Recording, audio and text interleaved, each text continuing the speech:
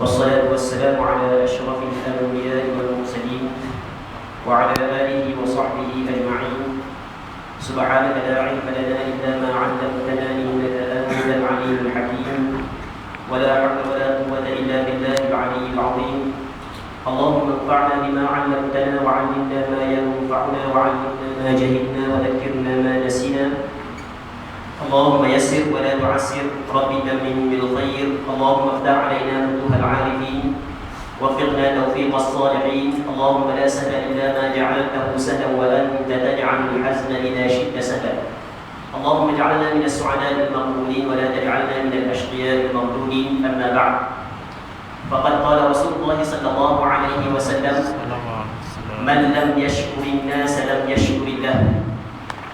Maksudnya, barang siapa yang tidak berterima kasih kepada manusia, dia tidak bersyukur kepada Allah Subhanahu wa taala. Jadi saya mengucapkan ribuan terima kasih terutama kepada pengurusi masjid, juga tidak lupa kepada AJK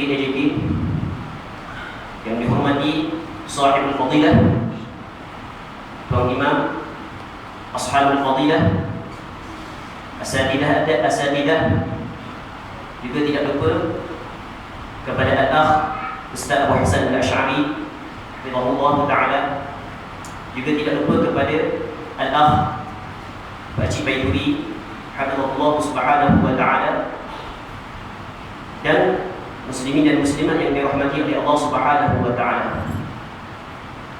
Alhamdulillah, sama-sama kita bersyukur kepada Allah Subhanahu wa taala kerana dengan limpah kurnia dan inayah taufik daripada Allah Subhanahu wa taala dapat sama-sama kita berhimpun di dalam satu majlis,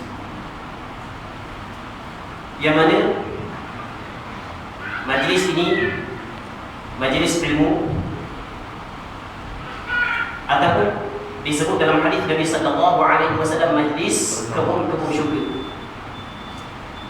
Alhamdulillah, oleh kerana majlis ilmu ni hamba sendiri, orang yang depan cakap ni daripada Terengganu, dan ada sahabat-sahabat kita daripada Melaka, ada sahabat kita daripada Negeri Sembilan, yang ada sahabat kita daripada Pahang. Berhimpun kita tidak ada tujuan yang lain, mereka semata-mata untuk mendengar sedikit sebanyak nasihat yang akan kita bincang di dalam majlis kita ini.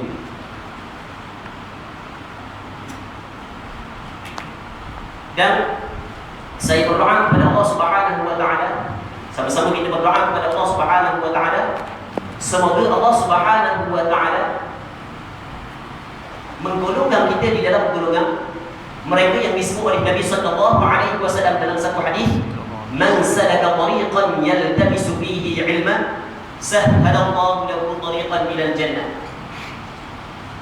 Barang siapa yang membuat satu jalan untuk menuntut ilmu, maka Allah Subhanahu wa taala akan memudahkan untuknya jalan menuju ke syurga.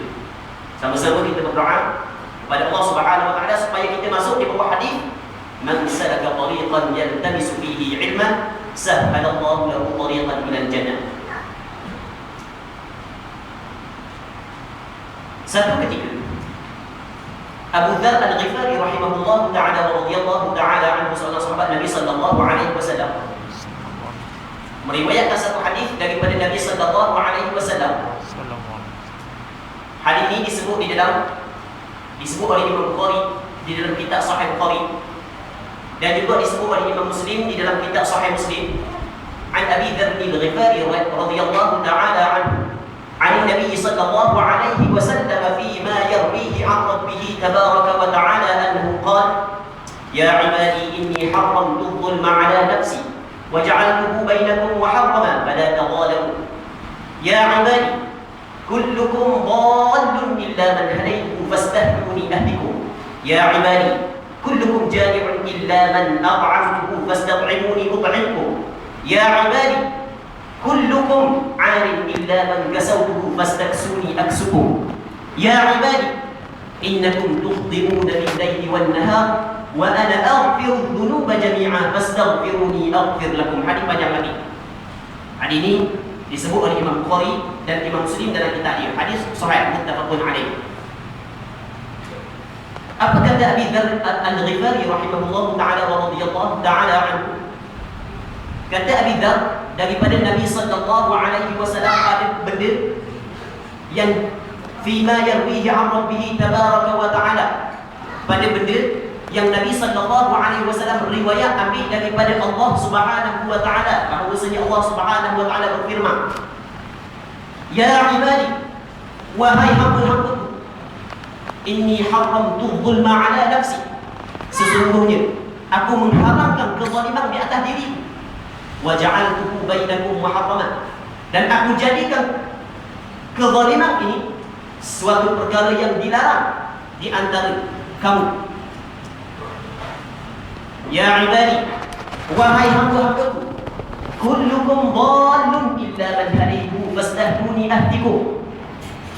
Setiap kamu sesat, setiap kamu duduk di dalam kesesatan, malaikat orang yang Allah Subhanahu wa taala memberi hidayah, maka pohonlah hidayah daripada Allah Subhanahu wa taala, dan saya Allah Subhanahu wa taala akan memberi hidayah kepada kamu. Ya ibadi, wahai hamba-hambaku, kullukum ja'i'un illa man at'amtu. Sekalian kamu lapar kata tak ada makanan, kamu nak boleh makan.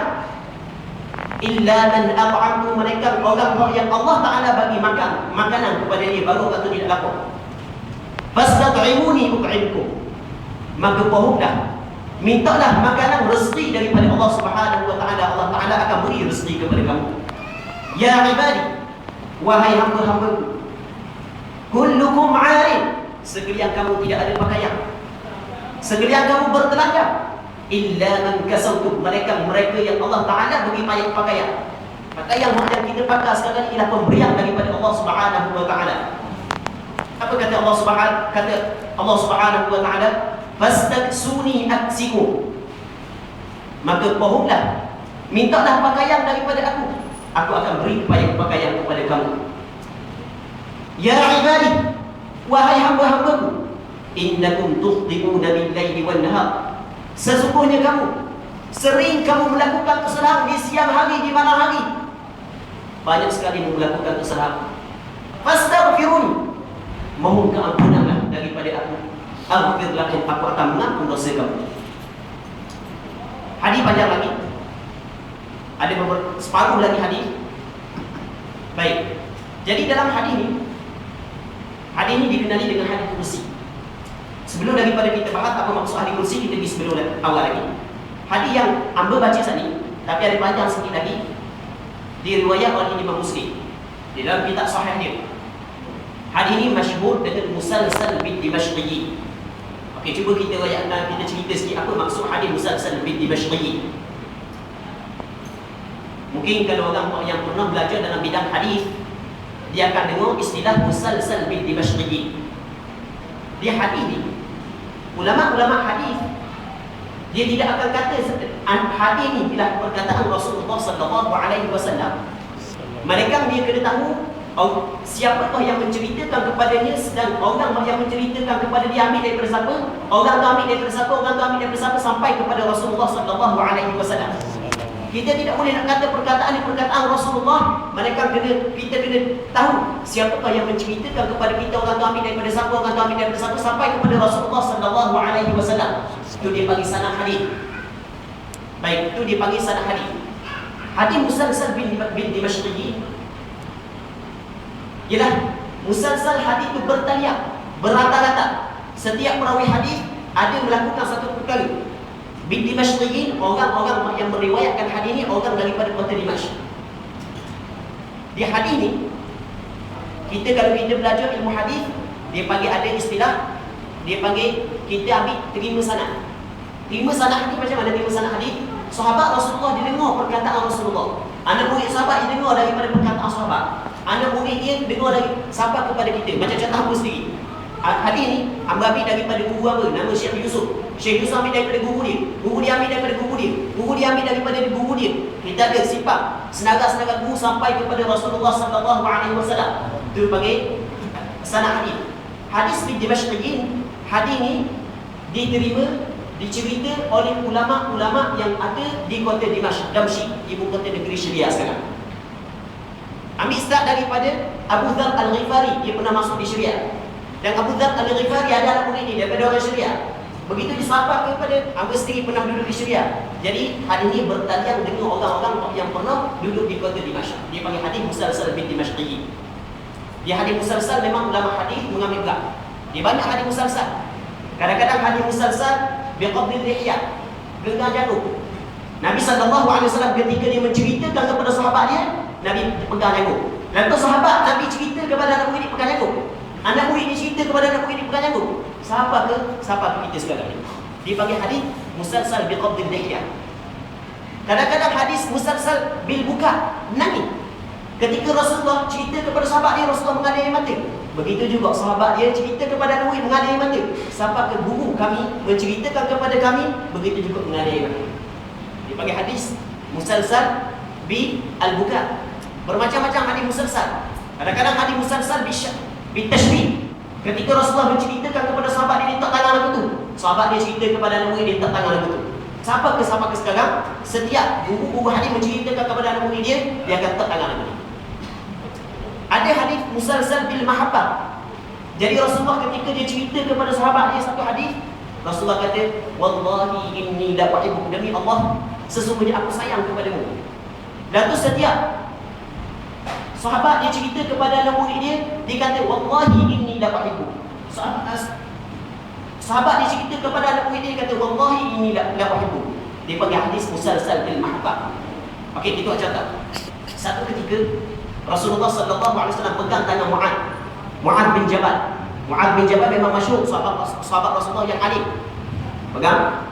Apa kata Rasulullah? Ya Mu'adz, wallahi inni la uhibbuka. Hei Mu'adz, demi Allah sesungguhnya aku sayang kepadamu, aku cinta kepadamu. Ya Mu'adz, usik la tada' dubura kulli salatin taqul Allahumma a'inni ala dzikrika wa syukrika wa husni ibadatik. Hadis dikeluarkan oleh Imam Abu Daud.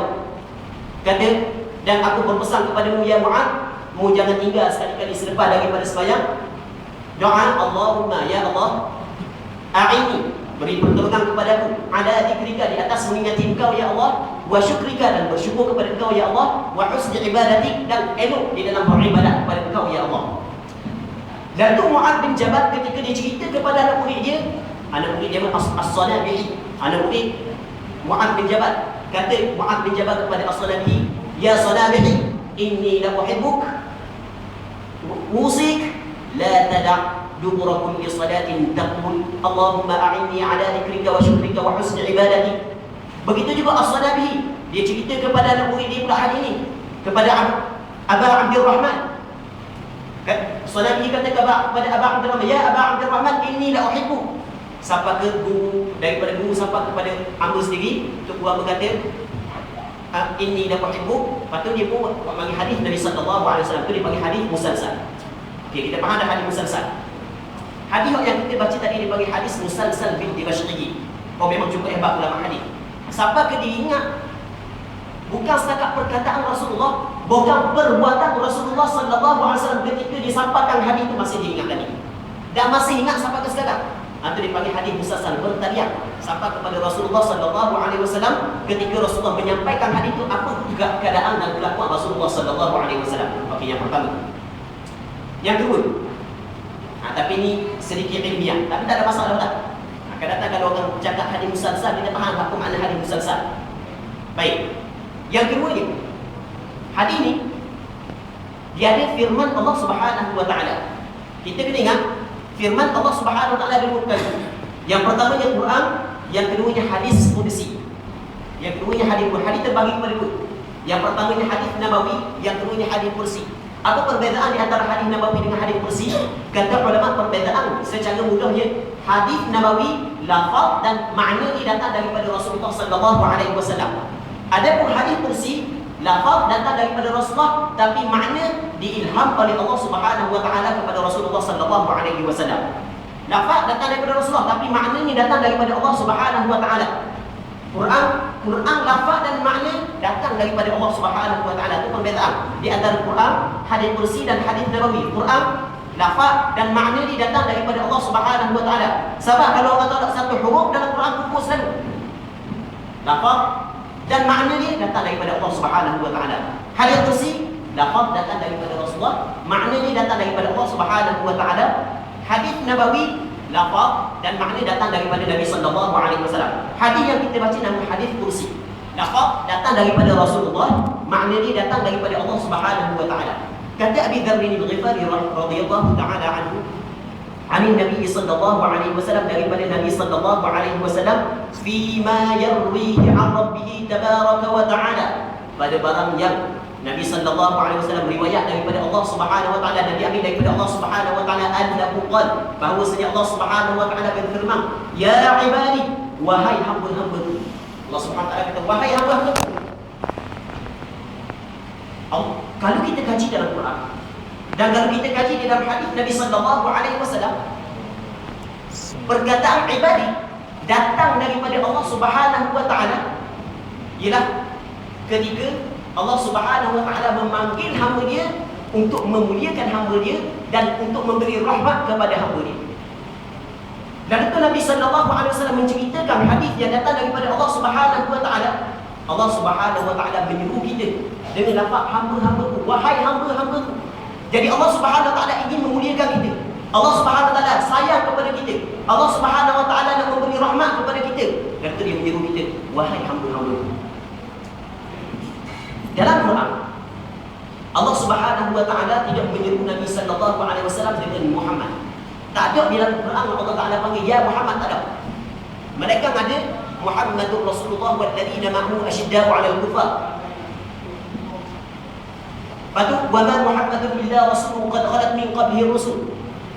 Hak yang pertama Muhammadur Rasulullah, Muhammad itu utusan Allah. Hak yang kedua wa ma Muhammadun illa rasulun, dan tidaklah Muhammad itu melainkan seorang rasul.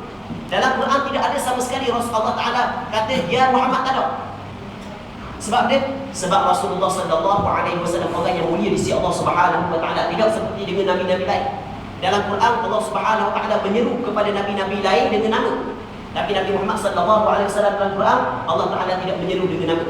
Bukan Allah Subhanahu wa taala menyeru kepada Nabi Muhammad sallallahu alaihi wasallam dengan beberapa perkataan, dengan beberapa sifat yang pada zahirnya Allah Subhanahu wa taala memuji Nabi Muhammad sallallahu alaihi wasallam. Di antaranya subhanallazi asra bi 'abdihi lailan minal masjidil haram ila masjidil aqsa. Maha suci Allah Subhanahu wa taala yang memperjalankan hamba-Nya. Siapa? Nabi Muhammad sallallahu alaihi wasallam. Allah Subhanahu wa taala menyifatkan Nabi Muhammad sebagai hamba. Sebab hamba Allah Subhanahu wa taala adalah hamba yang paling tinggi. Dan perkataan hamba yang keluar daripada Allah Subhanahu wa taala ialah menunjuk orang mulia di sisi Allah Subhanahu wa taala. Dan itu di dalam hadis ini. Dan begitu juga ayat yang lain. Tuhan kata, "Alhamdulillahillazi anzala 'ala 'abdihi al-kitaba wa lam yaj'al lahu 'iwaja." Maha suci Allah Subhanahu wa taala.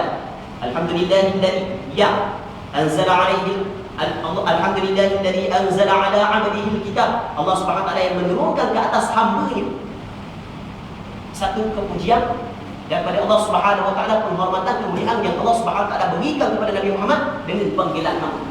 Dan itu dalam hadis ini Tuhan kata ya ibadi, wahai hamba-hamba. Jadi Allah Subhanahu wa taala ingin memuliakan kepada kita dengan panggilan hamba. Kita kalau kita kerja dengan mana-mana syarikat yang lebih tinggi, syarikat yang lebih besar, syarikat yang lebih hebat, lebih tinggi martabat kita. Macam kita kata gini ya, orang tu dimasuki tak anak orang. Lepas tu keluarga orang tua tanya dah kerja dia. Dia kata kerja dia hebat. Kerja keluarga orang tua balik banyak. Siapa dia cari kerja dia hebat? Tengok. Kata anak dia dah kerja dia hebat apa tu? Bang. Oh, terima selalu. Sebab dia sebab tinggi martabat. Dia hebat bersama je. Dia hebat lagi, dia hebat kereta, dia hebat apa tu bang. Begitu juga hamba. Apabila hamba tu hamba orang yang mulia, dengan secara automatik orang tu juga mulia. Allah Subhanahu wa taala memanggil kita dalam hadis kursi, ya ibadi, wahai hamba-hamba. Memanggil dengan memberi penghormatan dengan penuh kasih sayang. Ya ibadi, inni haramtu dzulma ala nafsi. Sesungguhnya aku mengharamkan kezaliman ke atas diriku. Allah Subhanahu wa taala tidak menzalimi hamba sama sekali. Inna Allah la yadhlimu mithqala habatin. Inna Allah la yadhlimu, saya ayat Quran. Inna Allah la yadhlimu mithqala dzarratin. Inna Allah la yadhlimu mithqala dzarratin wa in taku hasanatan yudha'ifha wa yu'ti min ladunhu ajran 'aziman. Allah Subhanahu wa taala tidak akan menzalimi walaupun sebesar darah. Allah Subhanahu wa taala tidak menzalimi sekali. Sebab Allah Subhanahu wa taala mengharam ke atas dirinya untuk melakukan kezaliman kepada hamba-Nya. Padahal kita ni hamba Allah Subhanahu wa taala, ikutlah milik dia, nak buat lagu mana kepada kita pun. Tapi Allah Subhanahu wa taala tidak melakukan kezaliman kepada kita. Sama sekali tidak. Kalau sekiranya kita buat satu kebaikan, 10 Allah Subhanahu wa taala ganda. Tapi kalau kita buat satu kejahatan, satu saja Allah Subhanahu wa taala balas. Allah Subhanahu wa taala tidak menzalimi hamba dia. Apa kata Allah Subhanahu wa taala lagi? Wa ja'altukum bainakum muharraman. Dan aku jadikan kezaliman ini suatu perkara yang dilarang di antara sama kamu. Jangan sekali-kali kita menzalimi di antara satu sama lain. Ijma' ulama, sepakat ulama mengatakan kita menzalimi di antara satu sama lain perkara yang diharam, sebagaimana disebut oleh Rasulullah sallallahu alaihi wasallam dalam hadis yang diriwayatkan oleh Muslim. Tak boleh kita melakukan kezaliman sama sekali. Sama ada kezaliman kepada orang yang kecil daripada kita, ataupun orang yang besar daripada kita, orang yang sama taraf dengan kita, orang tua ataupun tak kira siapa pun, tidak boleh kita melakukan kezaliman. Dia kezaliman, apa maksud kezaliman? Kata ulama, maksud kezaliman kita meletakkan sesuatu tidak benar kepada tempat. Dia kezaliman ni, dia terbahagi kepada tiga. Dalam sebuah hadis yang diriwayatkan oleh Imam At-Tayalisi dan Imam Bazzar daripada Anas bin Malik radhiyallahu taala anhu, kata Nabi sallallahu alaihi wasallam, "Al-dhulmu thalatha." Kezaliman tiga. Satunya, dhulmun la yaghfirullah. Kezaliman Allah Subhanahu wa taala tidak ampun sama sekali. Kezaliman ni Allah Taala tak ampun sama sekali. Yang keduanya, wa dhulmun yaghfirullah, dan yang keduanya kezaliman yang Allah Taala bagi keampunan. Yang ketiganya, wa dhulmun la yaghfirullah. Allah Subhanahu wa taala tidak dak. Allah Subhanahu wa taala ambil tiga juga, habis salah juga. Kena tengok dulu. Nak kata dak apa pun dak, nak kata apa pun dak, tapi Allah Subhanahu wa taala ambil kesalahan. Allah Taala tidak biar yang ketiga. Dan itu kata Nabi sallallahu alaihi wasallam, fa amma dhulmul ladzi la yaghfiruhu Allah fasyirk. Kezaliman yang Allah Subhanahu wa taala tidak ampun sama sekali ialah syirik. Menyekutukan Allah Subhanahu wa taala. Qala Allah Subhanahu wa taala, inna syirka la dhulmun 'adzim. Sesungguhnya syirik itu ialah sesungguhnya satu kezaliman yang begitu besar sekali. Allah Subhanahu wa taala tidak ampun sama sekali dosa syirik. Apa makna syirik? Kita menyekutukan Allah Subhanahu wa taala. Na'udzubillahi min dzalik. Nasallallahu alaihi wal afiyah. Menyekutukan Allah Subhanahu wa taala. Membuat perkara yang menyebabkan kita terkeluar daripada agama Islam. Sama ada dengan perbuatan, dengan i'tiqad ataupun dengan perkataan. Ini dipelajari dan dibahas, dikaji di dalam kitab Usuluddin. Atau perlu kita kena belajar ilmu Usuluddin supaya kita dapat jaga iman kita tidak tercabut daripada kita. Semoga Allah Subhanahu wa taala menetapkan iman kita sehingga kita berjumpa dengan Allah Subhanahu wa taala. Katanya yang kedua, kezaliman yang Allah Taala ampun. Katanya, wa dhulmul ladzi yaghfiruhu Allah. Dhulmul ibadi fi ma bainahu wa bain rabbih. Kezaliman yang Allah Subhanahu wa taala akan ampun ialah kezaliman hamba-hamba di antara dia dan di antara Allah Subhanahu wa taala.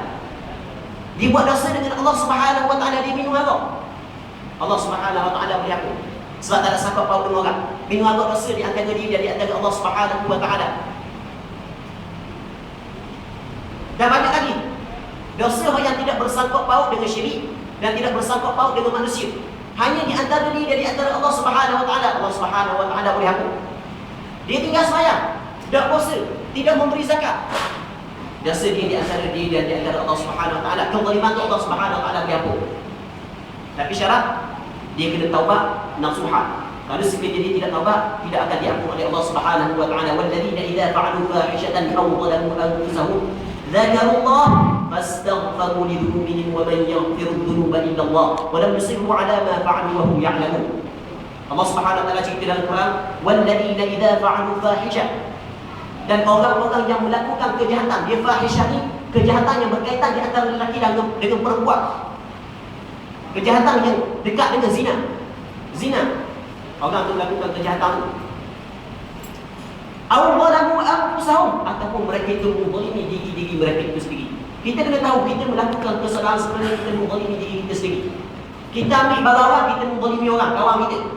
Kita curi barang orang, kita menzalimi kawan kita. Kita kata kepada orang, kita menzalimi kawan orang, dan kita dalam keadaan sama kita menzalimi diri kita sendiri.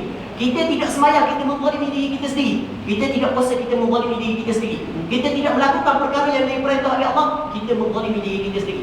Sebab yang akan menanggung kesan daripada racun yang kita makan adalah diri kita sendiri sepada dia mati.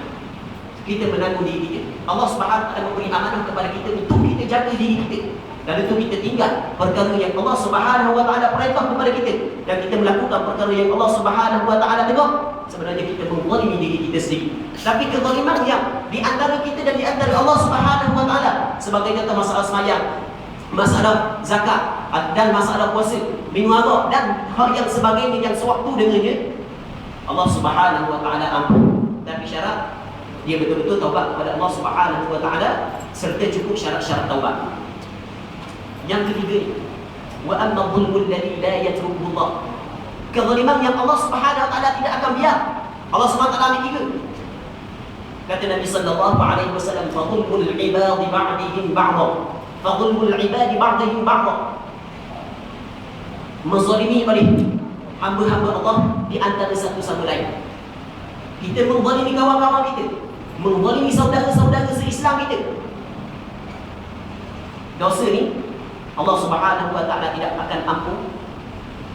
Allah Subhanahu wa taala tidak akan ampun melainkan apabila kita minta halal, minta kemaafan daripada orang yang kita melakukan kesalahan. Kata Nabi sallallahu alaihi wasallam, hatta yatira ba'dhuhu li ba'd.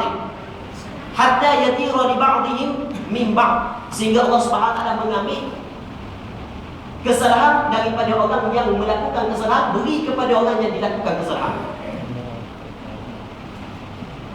Itu orang yang kita riba. Kalau sekiranya kesalahan kita di antara kita di antara Allah Subhanahu wa taala, okey, tak ada masalah, kita boleh bertaubat, cukup syarat taubat, Allah Subhanahu wa taala ampun. Tapi yang masalahnya kesalahan kita di antara sama-sama kita. Dalam sebuah hadis yang diriwayatkan oleh Imam Bukhari, kata Nabi sallallahu alaihi wasallam, man kana li akhihi madlamatu falyatahallalhu al-yawm. Nabi kata, sesiapa yang melakukan kezaliman kepada saudara dia, maka pada hari ini minta halal, minta kemaafan, buatlah ke mana pun sebelum daripada datang pada hari yang tidak berguna harta benda, duit, tak ada berguna lagi. Ketika tu tepat hak yang boleh ataupun benda hak yang boleh kita menyelesaikan masalah kita di antara sama-sama kita ialah dengan amalan kita. Kerana satu hadis yang lain, kata Nabi sallallahu alaihi wasallam, atadruna mal muflis? Qalu al-muflisu fina man la dirham lahu wa la mata'. Faqala al-muflisu min ummati man ya'ti yawm al-qiyamati bi salatin wa zakatin wa siyamin wa ya'ti wa qad shatama hadha wa qadhafa hadha wa daraba hadha wa akala mala hadha fa yu'ta hadha min hasanatihi wa hadha min hasanatihi فإن فنيت حسناته قبل أن يقضى عليه أخذ من خطاياهم فطرحت عليهم ثم طرح في النار. Hadis sahih. Apa kata Nabi sallallahu alaihi wasallam? Atadruna mal muflis? Rasulullah tanya kepada sahabat dia, tahu tak siapa orang yang muflis hak sungguh? Siapa orang yang bankrupt hak sungguh? Siapa orang yang muflis? Kata sahabat Nabi sallallahu alaihi wasallam, qalu al-muflisu fina man la dirham lahu wa la mata'. Orang yang muflis di sisi kami ialah orang yang tidak ada piti, tidak ada harta benda dan tidak ada mata. Tidak ada harta dan tidak ada mata benda. Rumah pun tak ada, tanah pun tak ada, kebun pun tak ada, ladang sawit pun tak ada, ladang contoh pun tak ada benda. Itu orang muflis di sisi kami. Kata Nabi sallallahu alaihi wasallam, dah, hak tu bukan muflis yang hakiki. Kata Nabi sallallahu alaihi wasallam, al-muflisu min ummati, orang yang bangkrut daripada umatku. Umat Nabi Muhammad sallallahu alaihi wasallam, umat Rasulullah dulu. Satunya dipanggil ummatul ijabah, yang keduanya ummatul da'wah. Ummatul ijabah, ijabah dijawab, yang memperkenalkan seruan Rasulullah. Kita orang Islam dipanggil ummatul ijabah. Yang keduanya ummatul da'wah, setiap orang yang dakwah Rasul kena sampai kepada dia, semua dinamakan ummatul dakwah. Pendek kata ummatul dakwah, tak kira siapa orang Islam atau orang kafir masuk di dalam ummatul dakwah. Ada ummatul ijabah, orang Islam. Umat di sini kata Nabi sallallahu, kata ulama, umat Nabi sallallahu alaihi wasallam yang dimaksudkan di sini orang Islam. Orang Islam, orang kafir tak kena tolak dulu dah. Tak ada kebaikan dah dia. Ni orang Islam sendiri ni. Orang muflis daripada umatku iaitu orang Islam sendiri. Man ya'ti yaumal qiyamah, mereka yang datang pada hari kiamat, semua kita akan datang pada. Kita akan pergi neraka, tak kira siapa pun. Ya ke tak? Tak, kita akan pergi ke mana-mana pun kita akan pergi. Lepas daripada mati kita akan dibangkit dan kita akan pergi kepada hari kiamat. Yaumul qiyamah, hari kiamat. Kiamat apa makna kiamat? Kiamat makna berdiri. Apa maksud hari kiamat? Kata ulama, kiamat makna berdiri. Hari berdiri, hari kita bangun daripada kubur kita. Dan hari yang kita berdiri di hadapan Allah Subhanahu wa taala. Hari yang berdiri segala hujah, sama ada hujah untuk membela kita ataupun memberi mudarat kepada kita. Yauma yaqumun nasu li rabbil alamin, pada hari akan berdirilah manusia menuju kepada Allah Subhanahu wa taala. Itu maksud hari kiamat. Hari yang kita akan bangkit daripada kubur, akan kita berdiri di hadapan Allah. Di sana akan didirikan segala hujah perkara yang kita lakukan di atas dunia. Kebaikan yang kita lakukan akan dibalas dengan kebaikan. Kejahatan yang dilakukan di atas dunia akan dibalaskan dengan kejahatan. Semoga Allah Subhanahu wa taala mengampuni dosa kita. Orang itu datang pada hari kiamat bisalatin, dengan membawa pahala sembahyang, wa siyamin, dan dengan membawa pahala puasa, wa zakatin, dan dengan membawa pahala zakat. Orang ni dia tidak akan dapat membawa pahala puasa, pahala sembahyang, pahala zakat mereka apabila sembahyang sah. Orang yang sembahyang dia tidak sah, dia tidak akan dapat membawa pahala zakat.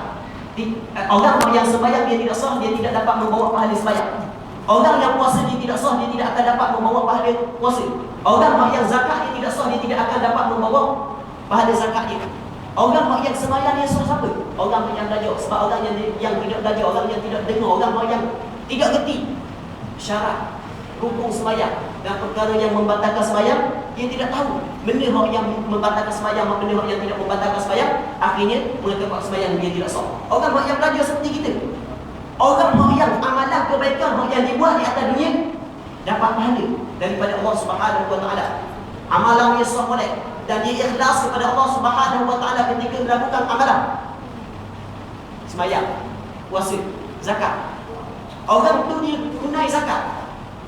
Jadi orang tu tidak akan dapat guna zakat mereka orang kaya di atas dunia. Tapi kekayaan di atas dunia tidak menghalang, bukanlah penghalang untuk dia bankrupt di akhir-akhir selepas daripada mati.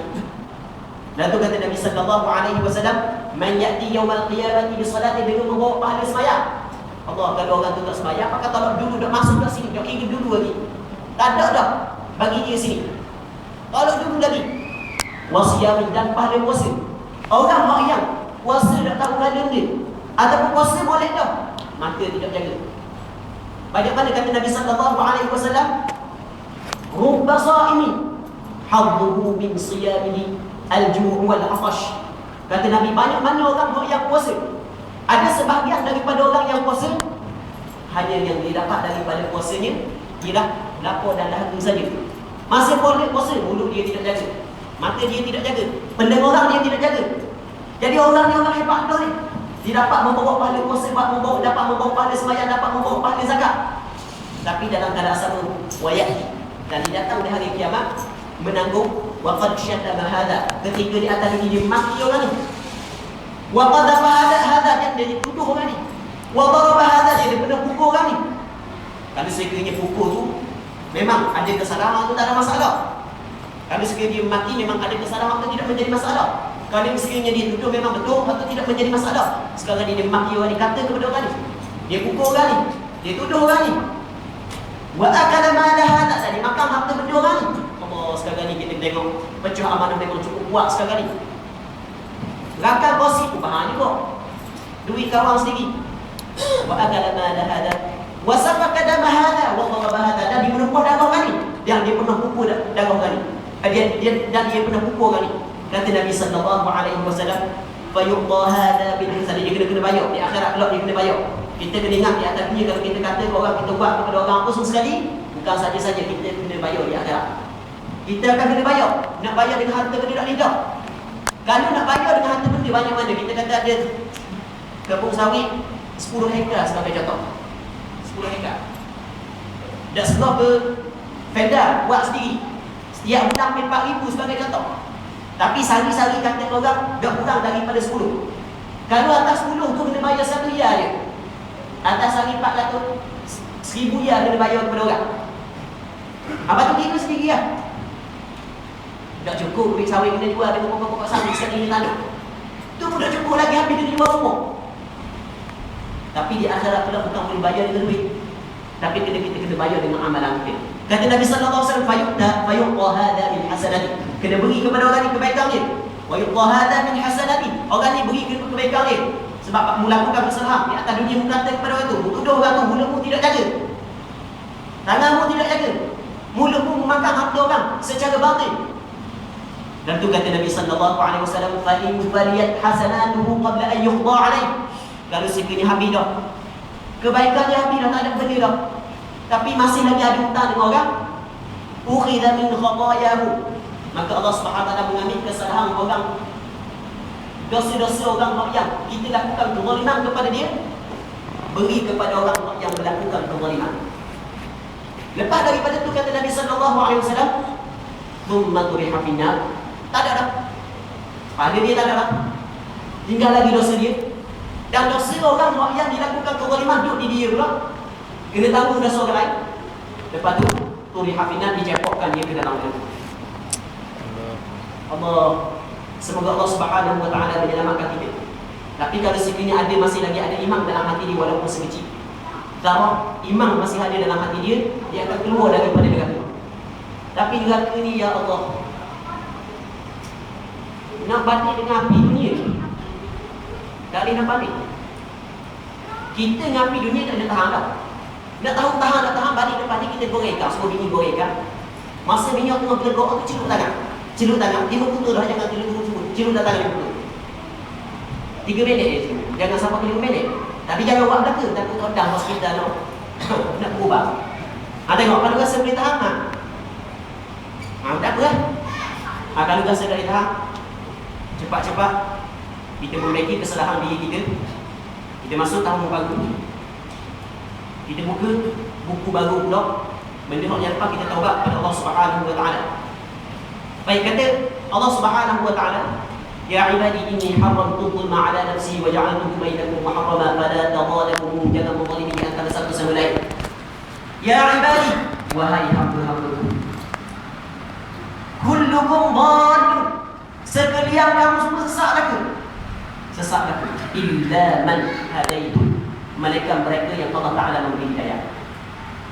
Kita dapat hidayah pada hari ini, alhamdulillah. Sama ada kita tu dapat hidayah melalui dua kedua bapa kita, ataupun kita masuk Islam, tak kira lah.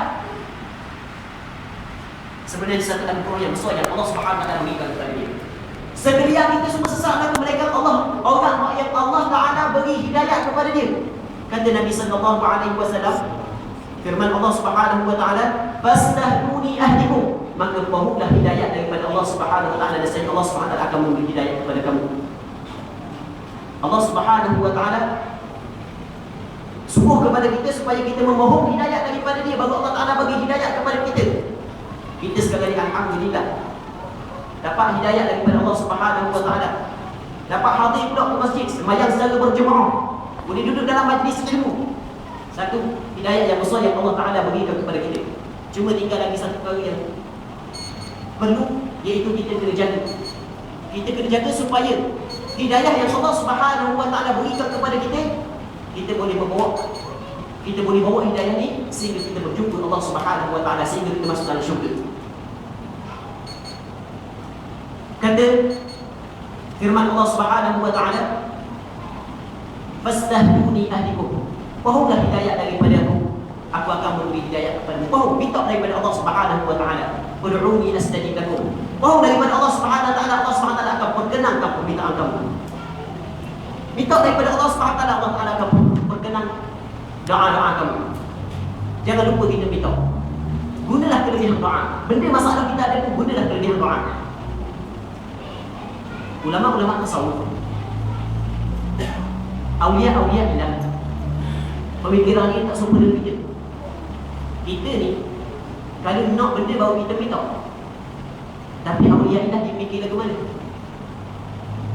Dia minta tu sebenarnya Allah Ta'ala nak bagi kepada dia. Ibn Athaillah As-Sakandari dalam kitab Hikam dia kata, "Mata aqlaqa lisanaka bil qadar fa'lam annahu yuridu an yu'tiyaka." Manakala Allah Subhanahu wa taala melepaskan lidahmu untuk meminta, mu kena tahu sebenarnya Allah Subhanahu wa taala nak beri kepadamu. Allah Ta'ala tidak memberi izin meminta sebenarnya. Allah Ta'ala nak beri kepadamu. Cuma kadang-kadang Allah Ta'ala beri kepada kita benda yang kita minta. Kadang-kadang Allah Subhanahu wa taala beri kepada kita bukan benda yang kita minta, tapi benda itu lebih baik daripada benda yang kita minta. Kata Allah Subhanahu wa taala lagi dalam hadis qudsi, "Ya ibadi, wahai hamba-hambaku,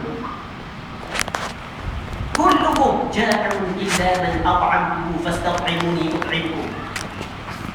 Sekalian kamu lapar ke? Mu lapar ke? Illa man at'amtuhu, mereka orang yang Allah Subhanahu wa taala bagi makan kepada dia.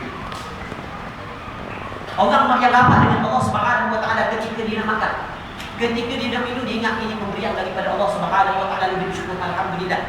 Diikat nikmat yang Allah Subhanahu wa taala beri kepada dia, dia bersyukur. Akhirnya Allah Subhanahu wa taala menambah rezeki dia.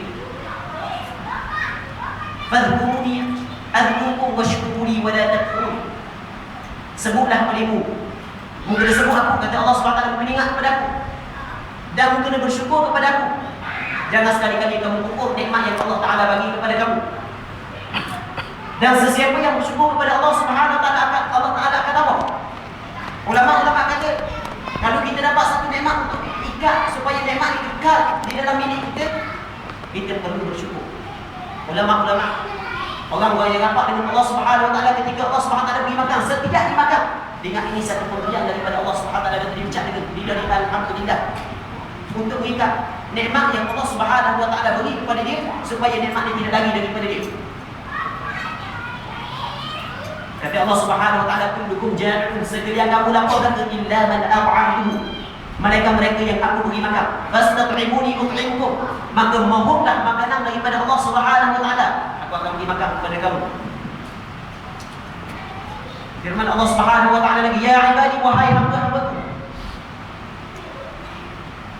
kullukum 'arif, sekalian kamu 'arif, yang bertelanjang tidak ada pakaian.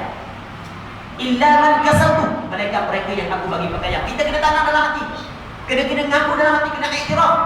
Kita kena berani yang mana setiap pakaian yang kita pakai datang daripada Allah Subhanahu wa taala, supaya kita tergolong daripada hamba yang betul-betul bersyukur kepada Allah Subhanahu wa taala. Fastaksuni aksukum, maka mohonlah pakaian daripadaku, nescaya aku akan beri pakaian kepada kamu. Minta pakaian daripada Allah, Allah Ta'ala akan beri pakaian kepada kita. Kata dia lagi, ya ibadi, wahai hamba-hambaku, innakum tukhti'una bil-laili wan-nahar, sesungguhnya kamu melakukan kesalahan siang malam. Allah, kita ni memang cukup banyak kita melakukan kesalahan. Siang malam kita melakukan kesalahan, kita melakukan dosa, padahal kita tahu kita akan mati. Kita akan berjumpa dengan Allah Subhanahu wa taala. Mana kita nak letak muka ketika Allah Subhanahu wa taala bertanya, bapa melakukan kesalahan sedangkan dia pelanggar? Tapi tetap juga kita melakukan kesalahan. Kata Allah Subhanahu wa taala, walaupun melakukan kesalahan, tapi tetap pintu taubat terbuka untukmu. Fastaghfiruni aghfir lakum, mohonlah keampunan daripadaku, maka aku akan mengampuni dosa-dosa kamu. Semoga Allah Subhanahu wa taala memberi peluang kepada kita sebelum daripada kita menghembuskan nafas kita, sebelum daripada kita keluar daripada dunia ini. Allah Subhanahu wa taala kurniakan kepada kita taubat nasuha, taubat yang betul-betul taubat, dan taubat kita ini diterima oleh Allah Subhanahu wa taala. Baik. Sikit lagi kita nak tukar video. Faham? Sikit lagi. Jadi hadis panjang lagi. Hadis panjang lagi. Cuma kalau kita baca berkapi, mungkin kita tidak nak unggah, cuma kita buat kesimpulan. Hadis ini memang cukup penting untuk kita guna, untuk kita amal di dalam kehidupan kita. Hadis ini diceritakan oleh Abi Dzar Al-Ghifari daripada Nabi sallallahu alaihi wasallam kepada Allah Subhanahu wa taala. Hadis ini hadis kursi yang mana dalam hadis ini ada beberapa pesanan, ada beberapa wasiat, ada beberapa peringatan yang Allah Subhanahu wa taala memberi peringatan kepada kita. Yang pertamanya, ditulang balik. Jangan sekali-kali kita melakukan kezaliman.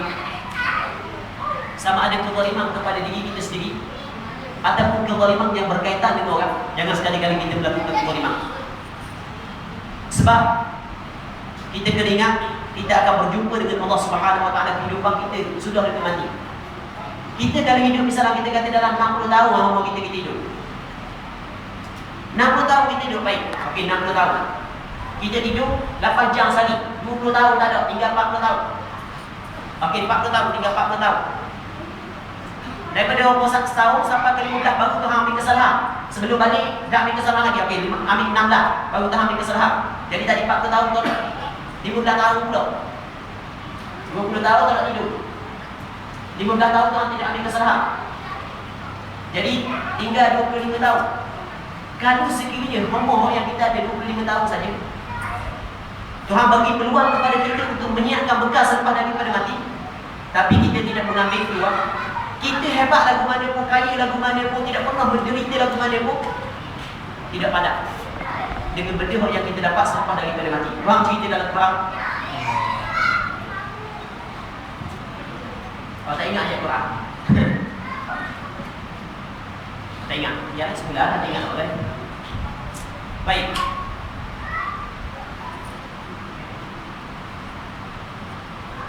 Tak ingat. Maksud lagu ni, maksud ingat. Jadi orang ni Allah Subhanahu wa taala beri kepada nikmat dia, kepada dia nikmat beberapa tahun. Thumma ja'ahum ma kanu yu'adun. Kemudian selepas daripada Allah Taala beri nikmat kepada dia atas dunia beberapa tahun, benda yang dia nak di atas dunia boleh bagi. Dan Allah Subhanahu wa taala matikan kepada dia. Allah Subhanahu wa taala matikan dia.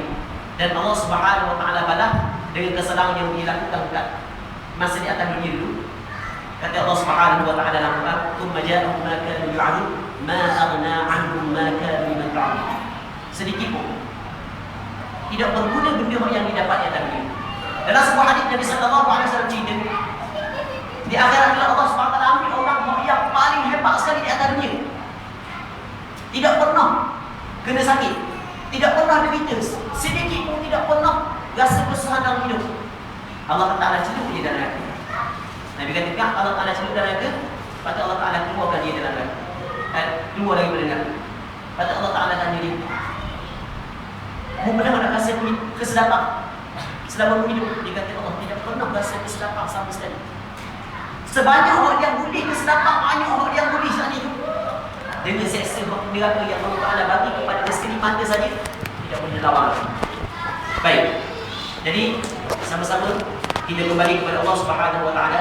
Kita taubat kepada Allah Subhanahu wa taala. Semoga Allah Subhanahu wa taala menerima taubat kita.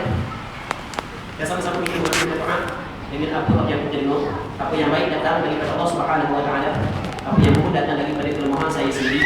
Allah Subhanahu wa taala a'la wa 'ala. Allahumma haqqiqna bi ittiba'i nabiyyika Muhammadin sallallahu alaihi wasallam zahiran wa batinan. اللهم اجعلنا ممن يستمعون القول فيتبعون احسنه. اللهم اجعلنا من المخلصين في اقوالنا واعمالنا. اللهم اجعل اخر كلامنا في الدنيا قول لا اله الا الله. اللهم تب علينا، اللهم تب علينا، اللهم اجعلنا من التوابين، اللهم اجعلنا من التوابين واجعلنا من المتطهرين واجعلنا من عبادك الصالحين. وصل اللهم وسلم وبارك على سيدنا ومولانا محمد وعلى اله وصحبه اجمعين والحمد لله رب العالمين.